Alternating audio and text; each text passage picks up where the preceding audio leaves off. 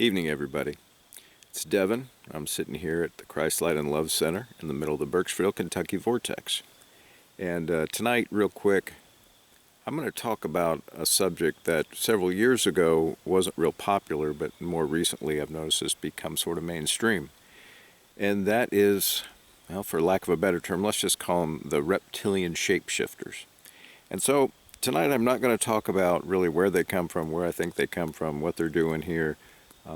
Not going to talk about their MO.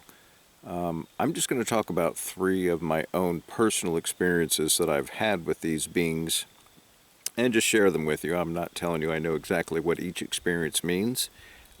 Maybe later in some other videos I might discuss that a little bit. Yeah, so let's just dive right into it. So the first one is, you've probably taken a minute if you're watching my video right now. You've taken a minute and you've gone online and you've seen some of these celebrities and you've seen some of these politicians where their eyes will just they'll change from human eyes to well, it looks like a reptilian eye. You know, it looks like something you'd see on a snake or something, or an alligator maybe. And so, yeah, a lot of the stuff you see on the internet, those are fakes, but a lot of that is real, and that is indeed real. And the way that the eye will almost instantaneously change to a reptilian form and then back to a human it happens very quick. And so the first time that I got to see it was a young man, and he was talking with me and looking me in the eye, and then all of a sudden his eyes had shifted to that reptilian, and what he did in that moment was he looked down. He looked back up and was still talking to me, and then when he looked back up, they remained to be human again. So let me share a couple others with you. And so that's one way that I've seen these reptilian shapeshifters. Another way that I've seen them, and I believe this can be, this can be trained, or people can be taught how to do this. But I also see them, and I'll see them, for lack of a better term, they're in the person's aura or in the person's energetic field. And so a lot of times the way I'll see them is they're almost like almost superimposed or laid on top of the person.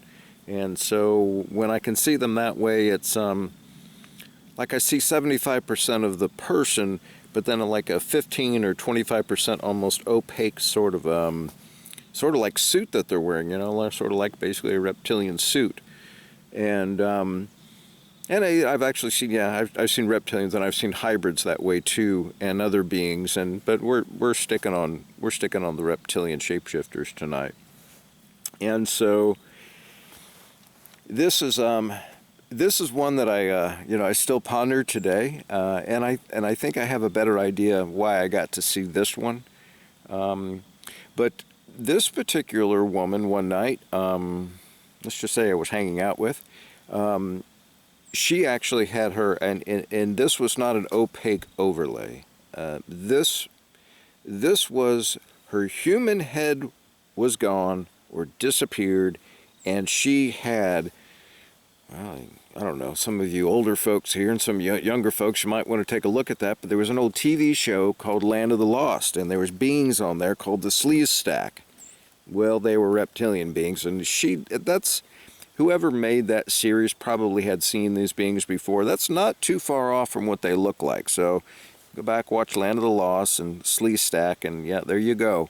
So yeah, she shifted for just a moment though, but I was looking directly at her. But it wasn't an overlay, not like I've seen it where I call those overlays, where I've talked about just a minute ago in the video. Those are more like well, I'm not going into too much detail, but that was energetically, those when I see them that way, they're energetically in the person's field, sort of like they're hanging on them. But this was not an opaque mask that this woman was wearing. I mean, she shifted to reptilian. So, at any rate, that's all I'm really going to cover tonight. Yes, indeed, though, they are real. In some other videos, I'm going to talk a little bit more about exactly maybe why we see them through the eyes, or maybe why some people can be trained to see them sort of in the person's field, and then why some of them seem to just completely shift from being a human to a reptilian being. Anyway, guys, Stephen, Christ Light and Love Center, here in the middle of the in the Burkesville vortex in Kentucky. And yeah, I'm going to sign off tonight. Everybody be good. Love you.